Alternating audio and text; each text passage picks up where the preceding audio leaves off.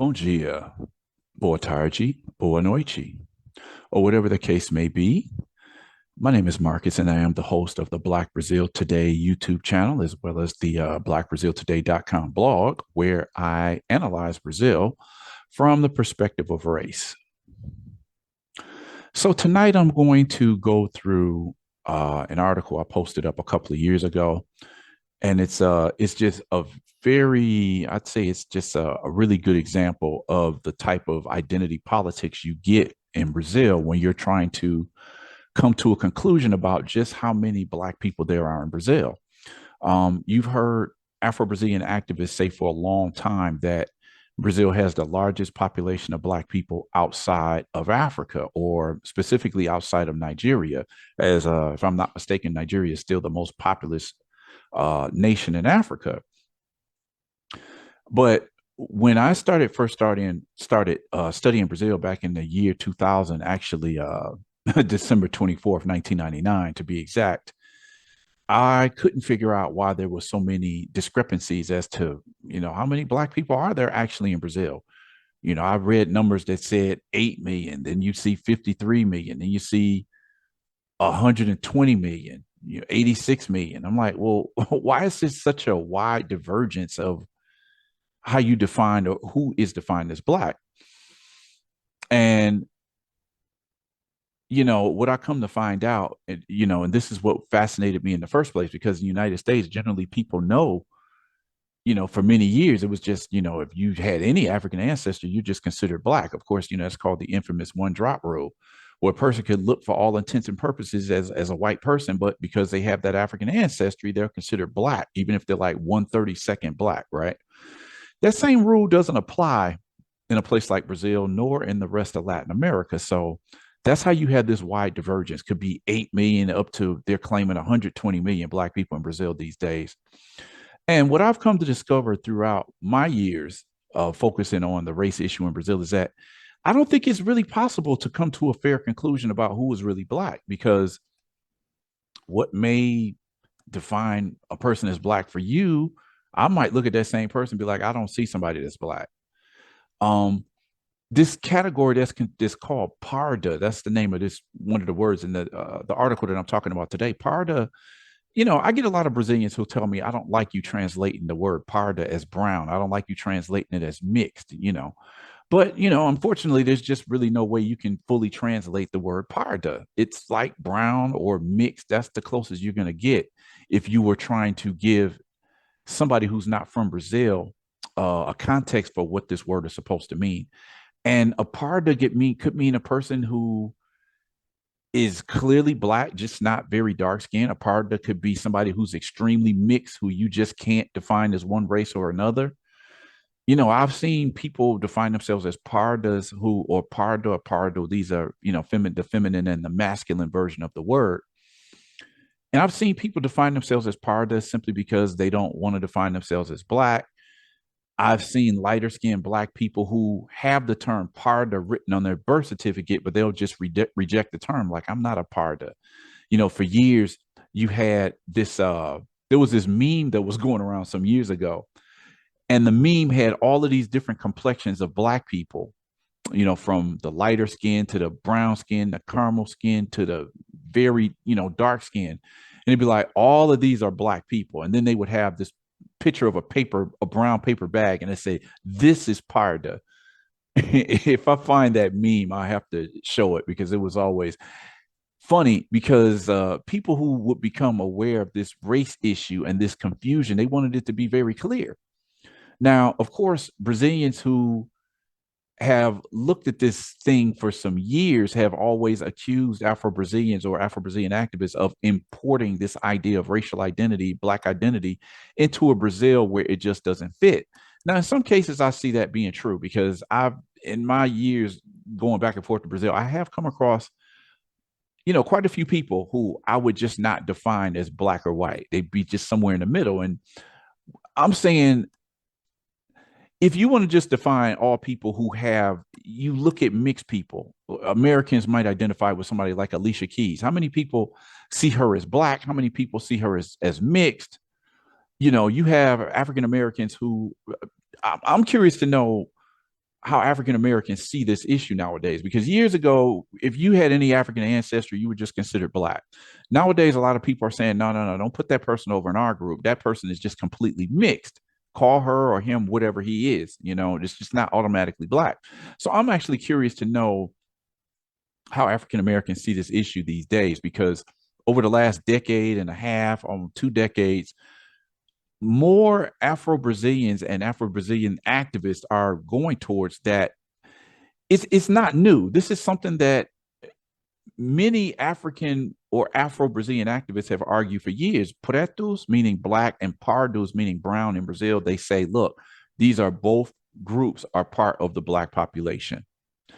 But what I've seen, particularly over the last decade, when the topic of quotas comes up, is that, well, I have to admit, after years of saying that pretos and pardos are just part of the black population, I've seen plenty of light-skinned, almost white pardos, where Afro-Brazilian activists rejected them as being black when there were, the possibility of entering the university through the quota system. When this benefit was on the table, you found clearly black people stepping forward and saying, no, this guy's not black. He or she should not have quotas. They're not quote unquote black enough. So to me, that was like the contradiction. How can you argue that every parda was black, but then when they want to try to get benefits for being black, now you're saying this person is not black? So I'm just willing to say I have no idea. Some people might say it's 56 million black people. If you just go by those who are define themselves as preto, then you might have, I don't know what, between 16 and 20 million black people. If you want to count, if you want to try to use the American one drop rule, then arguably you could say 90% of Brazil is black, because everybody has a little bit of African ancestry. Even geneticists have said, one study I saw back in 2004, geneticist was trying to estimate what he thought would be persons of African descent in Brazil, and he came up with a number like 86%, saying 86% of Brazilians have some level of African ancestry. Now, whether you think all of those people are black, that's another thing. So then I would have this debate with academics, people who were following the same topic that I was, race in Latin America versus United States. And people would just tell me, like, look, you can't put all pardos as black. So why don't you start just using the term African descendant of Africans, or what they say in Portuguese, Afrodescendentes? That would solve the whole question. That way, you're not saying these people are all necessarily black, but they all are of African descent. But to me, that becomes problematic as well, because in Brazil, you have millions of white people, or what we call Brazilian white. Some of these people would be white in anywhere in the world, and some of these people would only be white in Latin America. But those people are of African ancestry too. So that would be problematic for me, because I'm like, now you're going to put people who look mostly white into the parda category and say all of them are of African ancestry, when, okay, you've got various degrees of these phenotypes that show people who are clearly black, people who are partially black, people who have, African ancestry from 3 generations ago. How do you define black? I mean, it's a pertinent question. Who can really answer that question? I'll tell you, when you go to Brazil and you take a look around and you see the level of mixture that you see there, that's why I say I'm not ever gonna, just try to put a solid number on black people in Brazil. I'll just say there's a lot of black people there. Um, I could show you some pictures of a lot of just famous, black Brazilians or brown Brazilians, whatever you want to call them. And, how you interpret it is going to be your own personal interpretation, because everybody's not going to agree on who they think is black there. Right. So let me get into this piece for today, because this is, I've seen a lot of these articles, or particularly in the last 10, 15 years, where you have people who probably 20 or 30 years ago probably would not have defined themselves as black, but with identity politics and the struggle of the black movement in Brazil to get people to, define themselves as black, more and more people who 30 years ago would have tried to pass for white, or just define themselves as one of these 150, 180 color coded terms to avoid being black. But this has changed a lot just in the last few decades. So this is a personal story of another woman who, she explains her story like, look, I'm not parda. I'm not brown or mixed. I'm black, and I have a right to this identity. So this is a piece that she posted a few years ago. So I just wanted to go through it because again, it gives a good idea of what it's like trying to define blackness in Brazil. Because even when people adapt the black identity, the forces, the state, government, institutions and organizations will be like, why are you defining yourself as black? You're too pretty to be black. Black is that person over there. They'll be pointing to somebody who's very dark skinned, and thus trying to continue to push people away from identifying as blackness with their blackness. This is a story that I've seen just hundreds, if not thousands of times, particularly people writing about this on social networks and on blogs. This is an everyday struggle where the nation is trying to tell you you're not black, but then they treat you in a way that's not equal to persons who consider themselves white. So it leaves you with this in this area of limbo where you're not white. And then darker skinned black people say, well, you're not black either. And you have this limbo area, like some people don't know where to fit until they firmly put their foot down and says, no, I'm also black. Right. So anyway, let's check out this article from 2020. This is the author. Her name is Larissa Carvalho, if I'm not mistaken. Let me take a look here. I think her name is Larissa Carvalho. Let me see. Yeah, Larissa Carvalho. She's saying, I'm not parda. So probably for years, she probably accepted this identity, but she came to accept herself as black somewhere along the way. So this is her story. It was posted on the negri.com.br website. So this is always an intriguing debate discussion, and I'll say it again. I don't think there will ever be a complete consensus on the topic. The topic again, who is black in Brazil? But not only that, which forces win out when defining who is black? I mean, what is the criteria? Do we go by self-identification? In that case, in Brazil, between people who define themselves as either preto, black, or pardo, meaning brown or mixed race, about 90% of the people in the combined total of these two groups define themselves as pardos or pardas, the catch-all term for persons of any degree and any type of racial mixture. According to activists of Brazil's black social movements, pardos are simply black people who have some degree of racial mixture in their DNA, mixed along with African ancestry. While for others, including a very vocal pardo movement, pardos are just persons of mixed race, period. So people in this mixed race movement, they completely reject the idea that pardos are part of the black category. In some cases, like I said, I have to agree with that. But then there's other cases where I could say, I see this person is mixed to whatever degree, but they're going to be treated as a black person. I've seen this several times. There's some people who argue that these so-called pardos actually face more discrimination than the clearly black pretos. That's up for debate. I would love to see more studies that point that out. But this subject isn't quite that simple. If we were to measure race by the way people are treated in the racial hierarchy in Brazil, pardos would clearly be closer to black than white. Nearly all of the socioeconomic measures of quality of life statistics in Brazil confirm this. But even I, who for most of my time studying Brazil have had to change my view on this, at least to a degree. Yes, I agree that there are millions of pardos in Brazil who, for all intents and purposes, are black.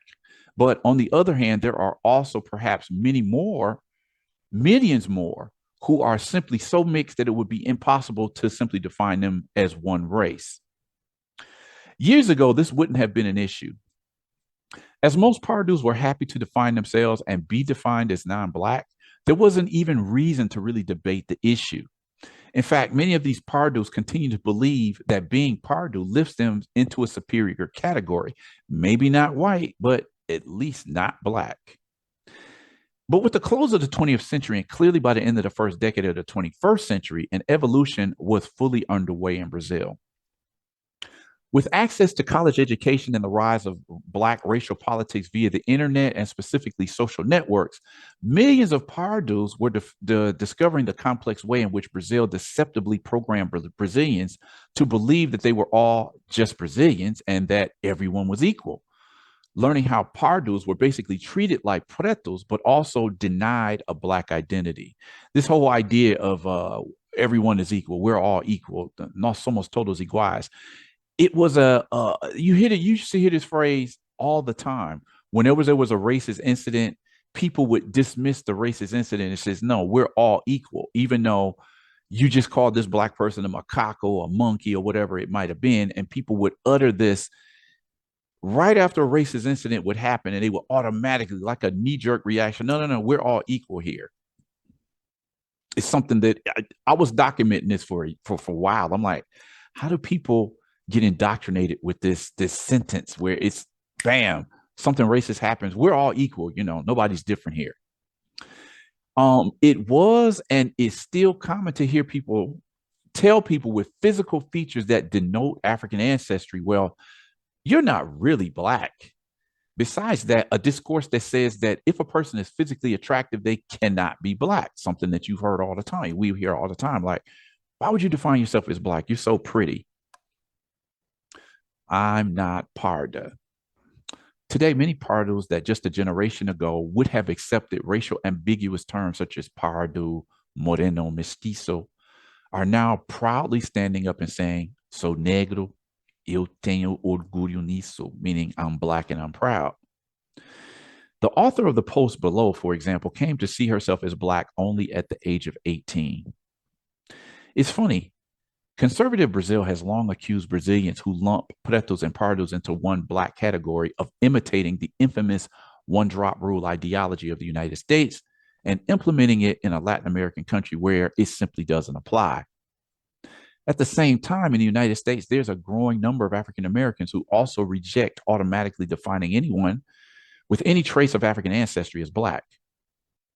I regularly get messages via my social network accounts from people who will look at the photo of some Brazilian featured in a new post and say he or she ain't black. He or she is mixed.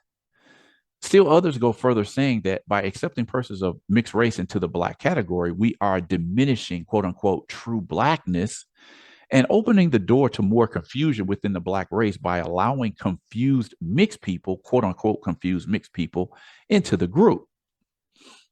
Who's right? There's no clear answer here. Miscegenation and politics have made it this way.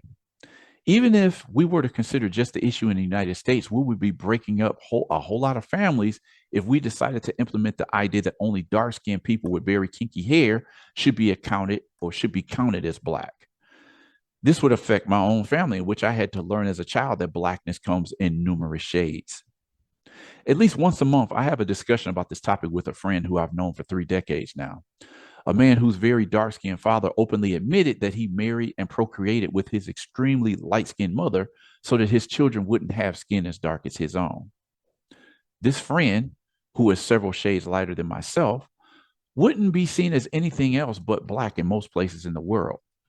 He has 5 children by white women. Several of his children have a certain what are you type of look.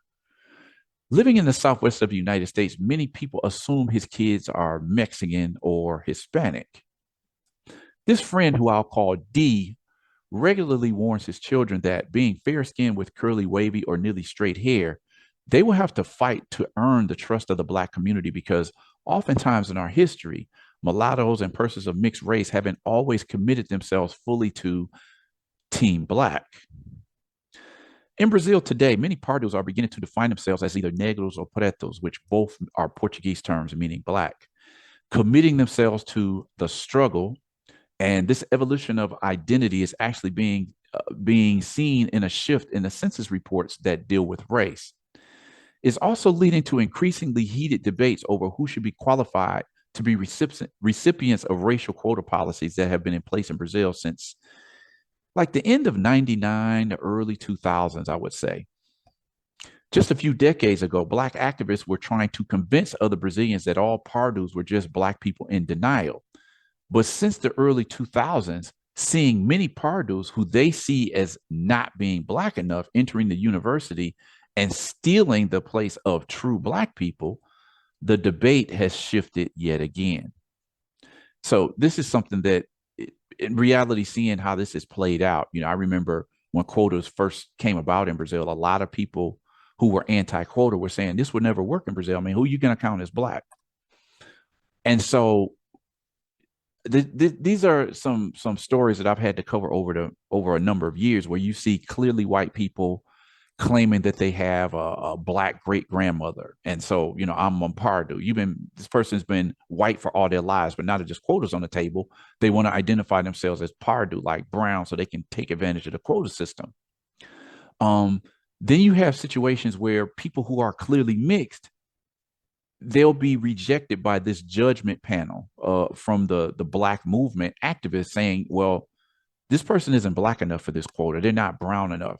So it's like, as I said earlier, you count these people as black to inflate the numbers of what you consider black in Brazil. But then when these people want to take advantage of affirmative action quotas, suddenly they're not black enough, which is one of the main reasons I had to reanalyze my own position on this topic. So anyway, how do you see this? Below, Larissa Carvalho shares an experience that is pretty common for Black Brazilians, at least those who claim a Black identity in a Brazil that has long undermined the acceptance of a Black identity.